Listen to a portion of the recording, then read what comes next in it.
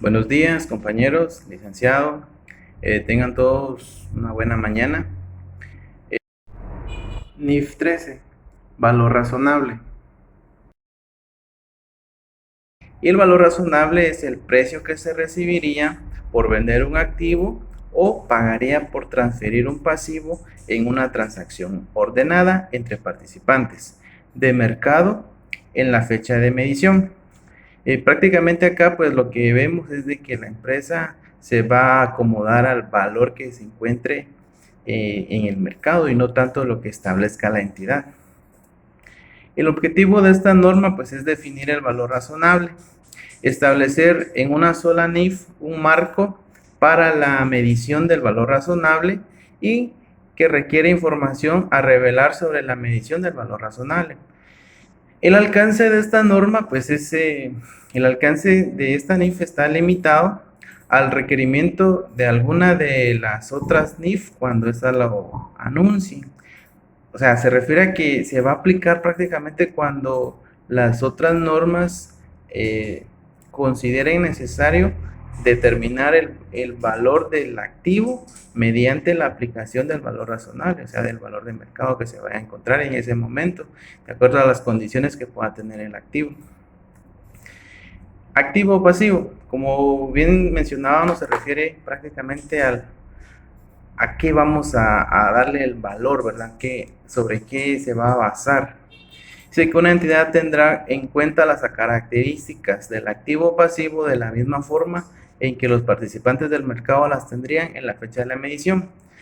Por eso es de que acá nosotros nos vamos a basar prácticamente a las condiciones de cómo se encuentra el activo realmente, valorarlo y poder determinar el precio que se pueda vender, que se pueda uno transferir ese dicho activo o pasivo. Dice que para ello deben de considerarse los siguientes elementos: la condición y localización del activo, las restricciones y las hubiera sobre la venta o uso del activo. Para un activo no financiero, el máximo y mejor uso del activo, y si el activo se utiliza en combinación con otros activos, el mercado que tendría lugar para una transacción ordenada para el activo o pasivo. Pues esto va a depender prácticamente, cumpliendo estos elementos, la entidad va a determinar juntamente con los ofertores del mercado el valor que pueda tener determinado activo. Los elementos que intervienen en la medición está la transacción. Dice que en la transacción deberá considerarse que la transacción tiene lugar en el mercado principal del activo pasivo.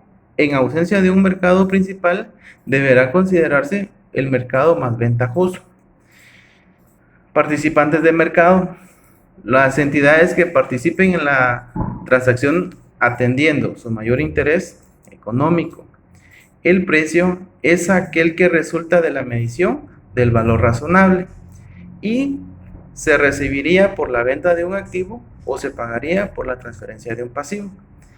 Al cumplir estos elementos, pues se está realizando lo que es la medición del valor de determinado activo, ¿verdad? Sí, la aplicación a activos no financieros. Máximo y mejor uso de los activos no financieros. Una medición a valor razonable de un activo no financiero tendrá en cuenta la capacidad del participante de mercado para generar beneficios económicos mediante la utilización del activo en su máximo y mejor uso o mediante la venta de este a otro participante de mercado que utilice el activo en su máximo y mejor uso. Cuando hablamos de máximo y mejor uso, pues vamos a comprender que se deben de cumplir ciertos argumentos, que es que tenga un uso que es físicamente posible y que también sea legalmente permisible y que también es financieramente factible. Cumpliendo estas condiciones, pues se puede determinar el máximo y mejor uso de un activo no financiero.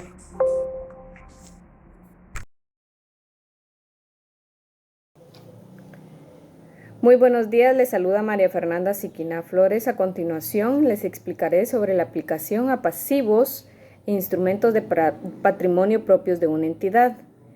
El principio general indica que una medición a valor razonable supone que un pasivo financiero o no financiero o un instrumento de patrimonio propio de una entidad se transfiere a un participante de mercado en la fecha de medición.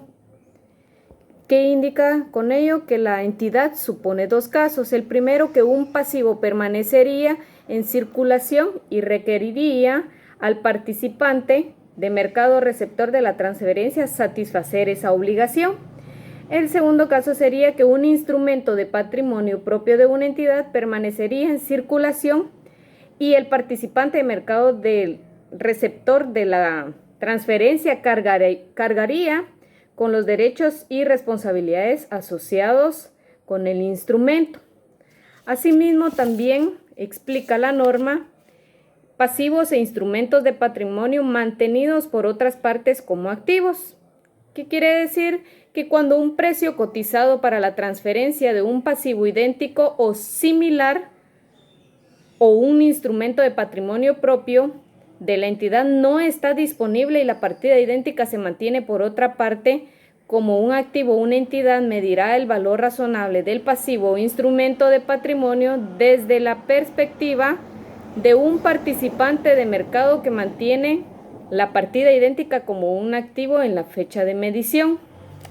Entonces, la entidad medirá el valor razonable de un pasivo como un instrumento de patrimonio de dos formas.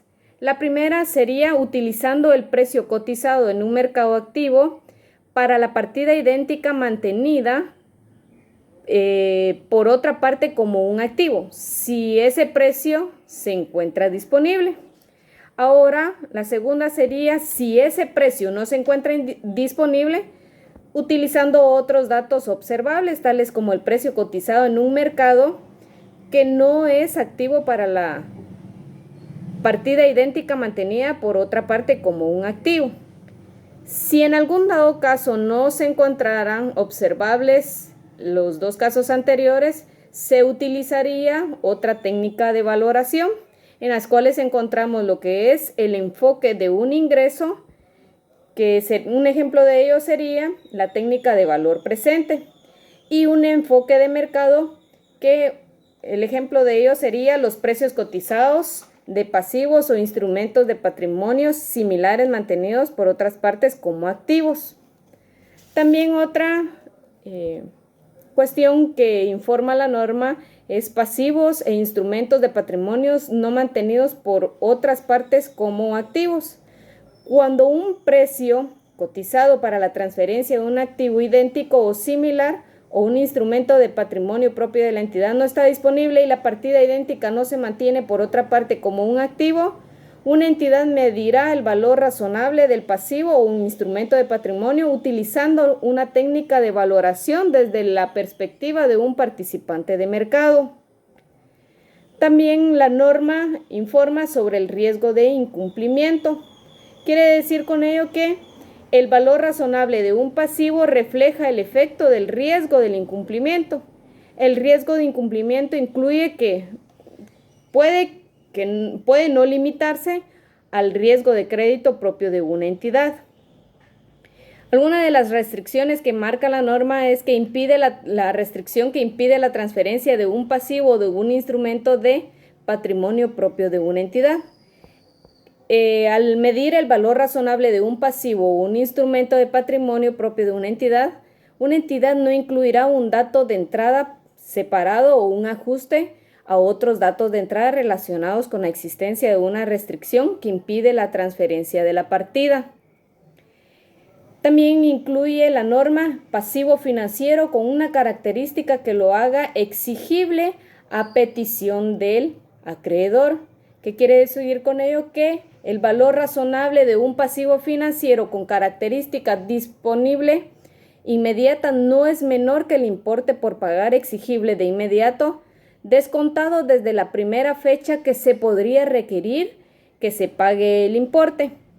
Y la aplicación de esta norma aplica a activos financieros y pasivos financieros con posiciones compensadas en riesgo de mercados o riesgo de crédito de la contraparte. ¿Qué indica esto? Que una entidad mantiene un grupo de activos financieros y pasivos financieros, está expuesta a un riesgo de mercado a cada una de las contrapartes. Si la entidad gestiona ese grupo de activos financieros y pasivos financieros sobre la base de su exposición neta de riesgos de mercado o al riesgo de crédito, se permite a la entidad explicar una excepción de la ENIF para medir el valor razonable. Compañeros, a mí me corresponde explicar acerca de la exposición al riesgo de crédito de una contraparte particular. Dice que al utilizar la sección del párrafo anterior para medir el valor razonable de un grupo de activos financieros y pasivos financieros contraídos en una contraparte particular, la entidad incluirá el efecto de la exposición neta de la entidad al riesgo de crédito de esa contraparte, o la exposición neta de la contraparte al riesgo de crédito de la entidad en la medición del valor razonable. Dice que el valor razonable en el reconocimiento inicial, dice, cuando se adquiere un activo o se asume un pasivo en una transacción de intercambio para ese activo o pasivo, el precio de la transacción es el precio pagado por adquirir el activo o recibido por asumir el pasivo, un precio de entrada. Las técnicas de valoración, dice, indican que una entidad utilizará las técnicas de valoración que sean apropiadas a las circunstancias y sobre las cuales existan datos suficientes disponibles para medir el valor razonable, maximizando el uso de datos de entrada observables relevantes y minimizando el uso de datos de entrada no observables. Los datos de entrada para las técnicas de valoración, dice que están los principios generales. Las técnicas de valoración utilizadas para medir el valor razonable maximizarán el uso de datos de entrada observables relevantes y minimizarán el uso de datos de entrada no observables. Los datos de entradas basados en precio, comprador y vendedor señala que si un activo o un pasivo medido a valor razonable tiene un precio comprador y un precio vendedor, se utilizará el precio dentro del diferencial de precios comprador y vendedor, que sea el más representativo del valor razonable en esas circunstancias para medir el valor razonable. La jerarquía del valor razonable, dice, indica que para incrementar la coherencia y comparabilidad de las mediciones del valor razonable e información a revelar relacionada, esta NIF establece una jerarquía del valor razonable que clasifica en 3 niveles. El primer nivel sería datos de entrada de nivel 1. ¿Qué son los datos de entrada de nivel 1? Son precios cotizados sin ajustar en mercados activos para activos o pasivos idénticos a los que la entidad puede acceder en la fecha de la medición. El precio cotizado en un mercado activo proporciona la evidencia más fiable del valor razonable y que utilizará sin ajuste para medir el valor razonable siempre que esté disponible. Los elementos del primer nivel son: 1. El mercado principal para el activo o pasivo, o en ausencia de un mercado principal, el mercado más ventajoso para el activo o el pasivo. 2. Si la entidad puede realizar una transacción para el activo o pasivo al precio de ese mercado en la fecha de medición. Para desarrollar las mediciones del valor razonable. Datos de entrada nivel 2. El nivel 2 comprende datos de entrada observables no incluidos en el nivel 1 de la jerarquía del valor razonable. El IAS concluyó que en este nivel 2 es apropiado incluir datos de entrada observables corroborados por el mercado, que pueden no ser directamente observables, pero que están basadas en datos de mercado observables o apoyadas por este, porque estos datos de entrada son menos subjetivas que los datos de entrada no observables clasificadas en el nivel 3. Los ajustes de los datos de entrada a nivel 2 variarán dependiendo del factor específico. Entre ellos podemos mencionar la condición y localización del activo, la medida en que los datos de entrada relacionadas con las partidas son comparables al activo o pasivo, el volumen o el nivel de actividad en los mercados dentro de los cuales se observan los datos comparables de entrada. Una disminución en el valor o nivel de actividad por sí mismo puede indicar que un precio cotizado o una transacción no representa el valor razonable. Siendo así, una entidad debe de realizar ajustes a esa transacción o a estos precios cotizados si utiliza estos precios como base para medir su valor razonable, ya que estos ajustes pueden ser significativos en la totalidad del valor razonable. Datos de entrada nivel 3. El nivel 3 comprende datos de entrada no observables, incluyendo datos propios de la empresa, que se ajustan si fueran necesarios para reflejar los supuestos que los participantes del mercado utilizarán para dadas circunstancias. Los datos de entrada no observables se utilizan para medir el valor razonable. En la medida en que los datos de entrada observables no estén en disposición. Por ello, los datos de entrada no observables reflejan estos supuestos que los participantes de mercado utilizarán para fijar el precio de un activo o pasivo, incluyendo supuestos sobre el riesgo. Estos supuestos sobre el riesgo incluyen el riesgo inherente para medir el valor razonable. Entre un ejemplo que podemos mencionar en los datos de entrada nivel 3 es cuando una empresa crea una previsión financiera porque utiliza datos propios de la empresa como flujos de efectivo o resultado del periodo. Información a revelar. Una entidad revelará información a los usuarios de los estados financieros para que evalúen dos elementos siguientes. Número 1. Activos y pasivos que se miden al valor razonable sobre una base recurrente o no recurrente en el estado de situación financiera, después del reconocimiento inicial. Las técnicas de valoración y los datos de entrada usados para desarrollar estas medidas. 2.